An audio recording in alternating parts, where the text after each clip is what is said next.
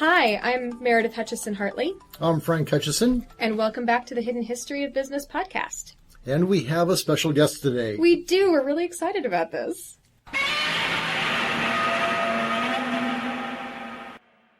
And that, my friends, is Godzilla. Now, growing up, Godzilla was kind of this extra person in our family because, we watched every single Godzilla movie there was growing up, partly because, some of you may know this, Frank is more than a little bit obsessed with Godzilla. He loves Godzilla. We have Godzilla everything in our house. Every Christmas you get something Godzilla themed and loves it. It never gets old.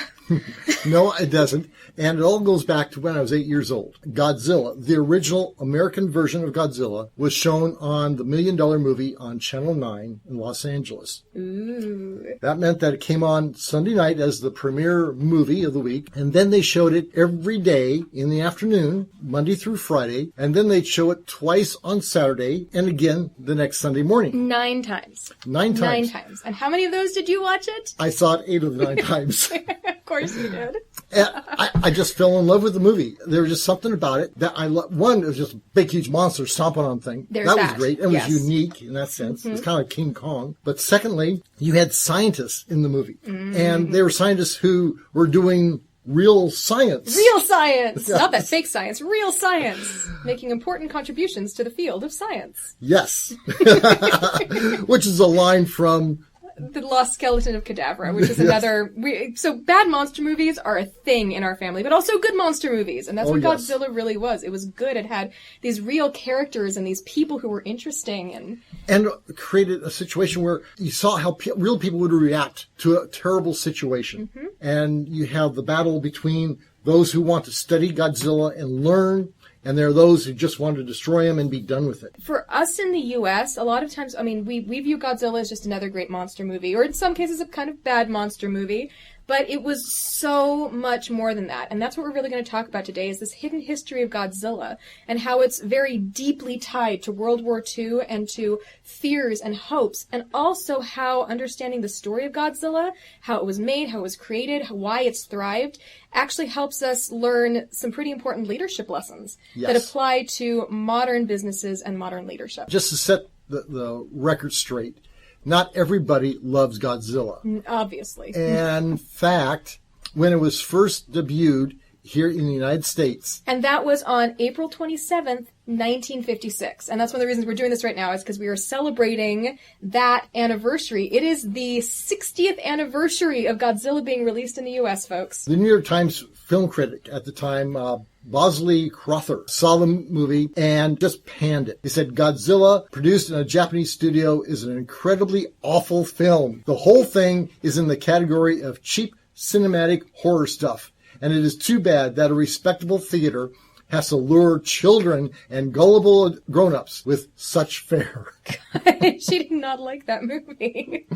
But I think that also illustrates there's this huge disconnect between how the Japanese experienced the Godzilla film and how the U.S. experienced that. And you can't understand that unless you understand what Japan had been through and what it was going through in the 50s. Well, you also have to understand that the Japanese version was not like the American version. No, it wasn't. The Japanese version really addressed a lot of the Japanese issues. Mm-hmm. And then, so for those of you who don't know, when they released the movie in the U.S., they actually filmed additional scenes with Raymond Burr. And cut out a lot of scenes. And they cut out scenes from the original because they wanted to include a American character to add an American. They didn't think that U.S. audiences would respond to it unless that was in there. So initially, those versions were different. You can find both of them now. You can buy them, but... The other thing, too, is that what they took out of the Japanese, or from the Japanese film that they did not use in the American film, was a lot of the commentary on atomic energy. And that's the first thing we're going to talk about. Now, Frank, you were going to go back and give a quick overview of what Japan had been through over the last 16 years. In World War II, it's well known that the United States staged a strategic bombing campaign in Japan. Mm-hmm.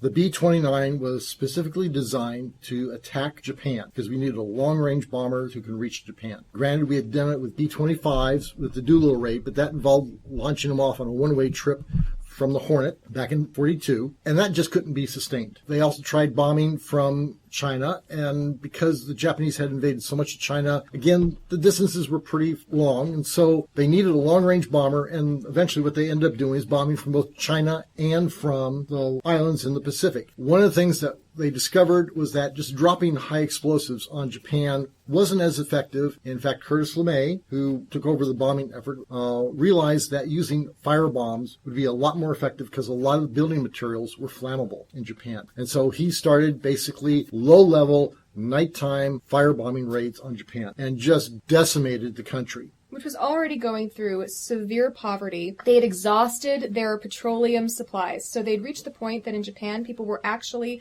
organized, everyday citizens, to boil roots to try to produce a synthetic oil. Yes, well, that's because of the submarine blockade that we had. I mean, our submarines were doing to Japan what Hitler tried to do to Britain and didn't. And so we did. You already have people who are, there are food shortages, there have been major illnesses that have run through Japan, people are running out of money, they're running out of food, they're running out of resources, they've seen massive casualties already, and then the firebombs come on top of that. All that. What it comes down to, though, is that there was still a very strong clique in Japan that wanted to try to have one last horrendous battle, induce tremendous casualties on the Americans to maybe get them to negotiate rather than to keep insisting on unconditional surrender. Unbeknownst to the Japanese, the American Manhattan Project had managed to produce 3 bombs. Most people aren't aware that it was actually 3. One was detonated in the New Mexico desert. That was a plutonium bomb. And the reason they detonated that was because they didn't know if that bomb would work. It was the beta test. It was the beta test. Then they had enough uranium-235 to make one bomb, and they were sure that was going to work because it was just basically taking 2 pieces of uranium and just slamming them together. That was the bomb that was dropped on Hiroshima on August 6, 1945. 3 days later, the second bomb, which was a plutonium bomb, was dropped on Nagasaki. In literally an instant, in Hiroshima, you had 80,000 people die. It's 90% of their city's population. And in Nagasaki, you had 40,000 because the terrain was a little bit different. It had some shielding effects and everything else. The amount of death was not what was shocking. Dresden had been firebombed back in February of 45, and 135,000 people. That's more than both Hiroshima and Nagasaki had been killed in one night. But again, that was like 1,000 bombers dropping firebombs. This was one instant. And in the case, at this point in the war, Japan had radar and they had warning. They knew when the bombers were coming. In this case, they had a couple of planes flying over. It was usually that was a reconnaissance mission is what that would symbolize. So there's no reason to hit or air raid or anything else because it was just a couple planes. Just a couple planes, and they couldn't do that much damage. But all of a sudden, a single plane could destroy a city. That is what finally gave the politicians enough authority, really, to insist that the emperor be involved in the discussions of whether or not they were going to surrender or not. And finally, the Secretary of State, I believe it was, when they were in conference, they were arguing between the militarists and the diplomats whether to surrender or not. The Secretary of State turned to the emperor and says, "What do you think?" And the emperor says that we have to surrender. And it went beyond just the casualties. That's the important. Obviously the atomic bomb was on both Hiroshima and Nagasaki. It wasn't just that people died; they literally disappeared. Yes. You didn't have bodies left in many cases. But on top of that, in Hiroshima, the bomb dropped in the middle of downtown. It not only wiped out 90% of the population, it wiped out 90% of the doctors who were working downtown and 93% of the nurses. And injured a lot of the ones who didn't die. There were no hospitals left because the hospital had been destroyed. It was a major production center, too. This was the town center. This is where people from all around the local rural area came to get treatment. It defined their economies. So not only were the people gone, and everyone was affected. Japan is not a giant country, folks. So when you wipe out 130,000 people immediately, it affected everyone. It affected them. They lost loved ones. It affected the economy, which was already devastated.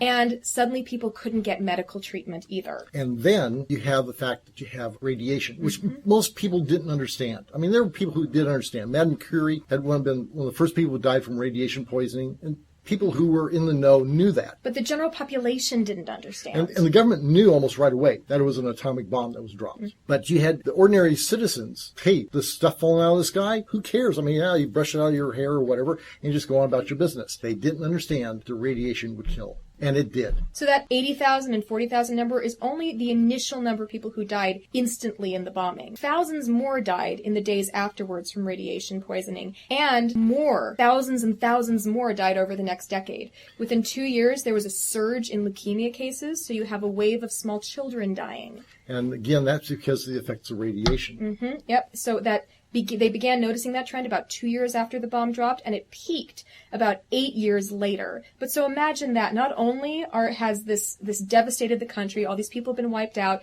their major production centers have been wiped out, they've lost a huge chunk of medical care personnel. But on top of that, suddenly you live in this fear, this paranoia that these diseases are cropping up, and it's surging. And they didn't know, was it only going to affect people who were in one area? Was the entire country going to be affected? So you have this fear of the unknown. Would it be passed on to the children?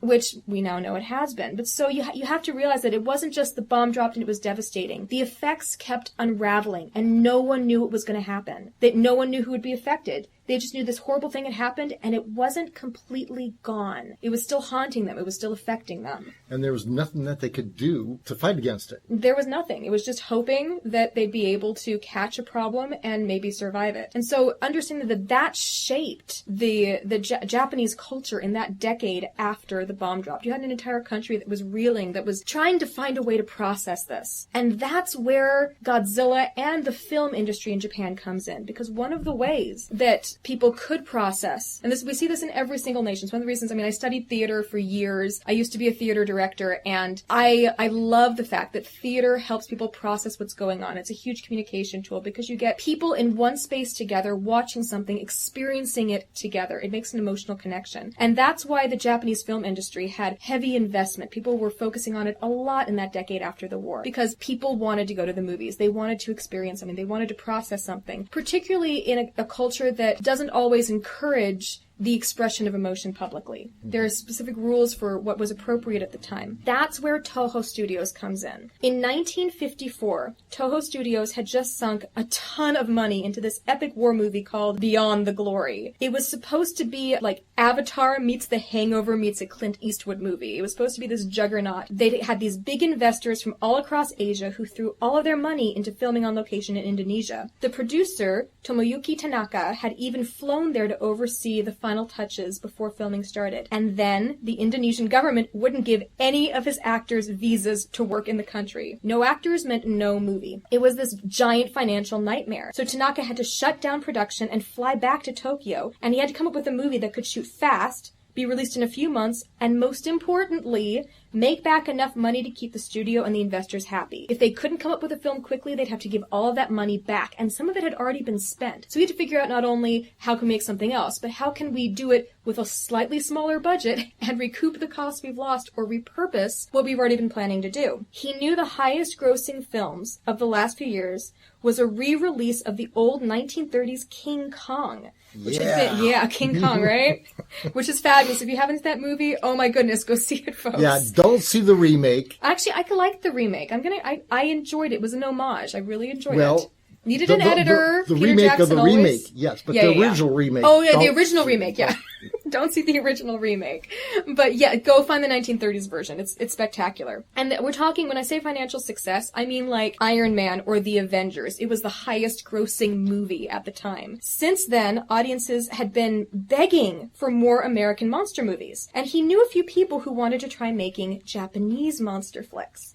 So, in desperation, Tanaka decided to see if he could bring all these people who'd been talking about this idea together to put a Japanese twist on this American import craze. It was a backup plan, it was a Hail Mary play, and it easily could have blown up in his face. But Tanaka knew the signs of a good plan B, which was a growing trend, proven demand, and team members who had a passion and the technical skills to make it their own. So, monster movies, he knew had always sold tickets, but Tanaka needed it to be more than just another monster flick if they were really going to make a profit. He knew he had to capture everything that made monster movies popular, but it had to be something new too, something audiences want to watch over and over again, because they needed to sell not just one ticket to a person, they needed people to come back to the theater over and over again to watch this film. And it had to be something that was universal. It wasn't just, it was a great thing, or a lot of action and explosions. It was something that touches the human spirit. And it had to be relevant to every Japanese viewer if they were going to sell those tickets and get them in. So in the US, these monster movies that were being imported, Hollywood was cranking out films about radioactive monsters, and they really were making money hand over fist. And I've seen most of these monster movies because I've been indoctrinated with them since I was a child. I have most of them. The If not all Creature of That them. Challenged the World, The Crawling Eye. Them! Oh gosh, I love them. Please, go find them. We're just going to give you guys a whole list of old monster movies you need to go see because them. Giant ants invading LA. Oh, I love it. So here's the problem with these radioactive monsters is that for the US, radioactivity was a novelty. It was a fun idea. It was an interesting concept. But in Japan, radioactivity was a very real, very scary, very overwhelming issue for the Japanese. Even though these people had never developed or tested atomic bombs themselves, they were the only people in the world who had ever actually experienced the horrors of nuclear war. And they were still grappling with these consequences. So he knew that they couldn't just treat radioactive monsters as another novelty. They were going to bring in a radioactive monster, they had to handle it in a Japanese way that addressed the Japanese fears, concerns, and sensitivities. And that's an important lesson for everyone, is to understand that just because something is cool and interesting doesn't mean you can just transfer it to another culture. You've got to find a way of translating it and understanding the baggage and the concerns and the connotations in each culture. And that's where he had his epiphany. Yes. So what Tanaka realized, he had this idea that what if the monster was less a reaction to the atomic bomb than a symbol of the bomb itself? What if the monster was awakened by the bomb? What if it attacked Tokyo? What would the country do then? And here's the thing, the concept worked. Godzilla spoke to the Japanese about the atomic bomb and destruction the same way that the Batman reboot in the early 2000s spoke to America about terrorism, corruption, and justice. And that's the Dark Knight series was a runaway hit. And of course, depending on your view of the Batman canon, I understand there are objections. I come from a hardcore Batman family. My husband's side, we're strong on that. But that's one of the reasons The Dark Knight was so successful, is it spoke to these fears, these experiences that Americans were having with terrorism and corruption and justice. And that's what Godzilla did for Japan. He embodied the fears and worries and pains of an entire nation that was still trying to rebuild after Nagasaki and Hiroshima. And the characters, the story became a symbol of the Japanese determination to work together to recover their national pride and rebuild their country. So it was the success because Tanaka really identified his customers' pain. He knew the problems they were facing on a daily basis that the entire nation was struggling to even talk about. And he addressed it with hope and with passion. Tanaka also realized that he needed to make a profit, but he also knew that there would be no shortcuts. He didn't cut corners or skimp on the budget where the results would be apparent to the customer. While the staff was full of Japan's greatest film artists, Tanaka was clear that every artistic decision had to be about the audience, not ego. There was a time and place for small, artsy films that could win awards and acclaim, but this wasn't that time. Nope. The studio and its investors needed money, and Tanaka needed to make them money if he was going to keep his job. He gave his trusted team members what they needed to get the job done, but didn't waste the budget on anything that wouldn't put more butts in seats and keep them coming back for more. And that's something we talk about all the time in theater. If the audience didn't see it, it didn't happen. Right? It doesn't matter what you were thinking or what you wanted or what details you put on the set. If the audience doesn't see it, who cares? And he understood that when your budget is that tight, when you're trying to recover from a major issue, that's what you have to do. So he hired some of the best filmmakers in Japan. We're talking artists and technicians with this very unique experience, and they also had track records. These people produced blockbusters. Ishio Honda, the director, was pretty unique because he'd been an assistant to the great Akira Kurosawa before the war. If you do not know who Akira Kurosawa is, please go stop listening, go Google him right now. One of the greatest, most iconic filmmakers of all time. The other thing that made Honda unique is that he had survived fire bombings, and he had also been in Japanese POW camps. And he came home to the aftermath of Hiroshima. When asked, Honda said that when he tried to film a scene, he tried to remember the fear he felt as bombs went off around him. And because of that, he combined that experience with his skill to manage this incredibly complex project. On top of that, the special effects supervisor, Tsuburaya, was the king of miniatures and stop-motion animation special effects. He had been doing special effects for Japan's war propaganda studios back in the 1940s, and he was good at his job despite budget cuts. If there's one thing you learn when you work for the military, it's how to make do when your budget gets cut. And he knew how to do that on an artistic level. In fact, he did the special effects for the Japanese filming of the bombing of Pearl Harbor, and and he did it with miniatures, and it was so realistic. The American intelligence officers who later reviewed those films thought that they were films of the actual attack. When they were actually miniatures and models that he was filming all the way back in Tokyo. He was that good. Tanaka knew that if anyone could recreate and burn down Tokyo on a tight budget, Tsubayara was the one who could do it. So together they brought together all these decades of filmmaking, and they also had consistent box office results. That's the important thing. They didn't just do it well, they did it well in a way that they brought in money. And finally, there was the screenwriter, Kayama, and he was a master. The script was done before Honda was hired, but Honda insisted on going back over it to make changes. Honda thought that the script needed a lot more emotional depth to it, and he wanted Kayama to do more rewrites. This is what I love about Kayama, is that a lot of times, especially nowadays, we're used to hearing these disputes with screenwriters where, oh, we need rewrites. I'm not going to do that. I have my artistic vision. I refuse. And you get this big ego throwdown. But that's not what Kayama did. He didn't refuse. He didn't defend his work. He didn't threaten to walk out. He knew that he was an authority on screenwriting, but Honda was the authority on filming. And he was also the authority on what it really felt like to be in a city surrounded by fire and explosions. So he sat down with Honda and they went over every single page together.